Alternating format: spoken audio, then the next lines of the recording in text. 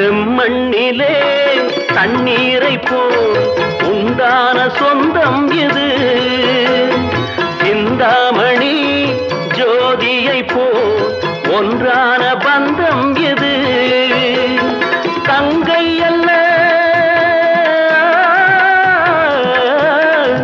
தங்கை அல்ல தாயானவள், கோடி பாடல் நான் பாட பொருளானாள்.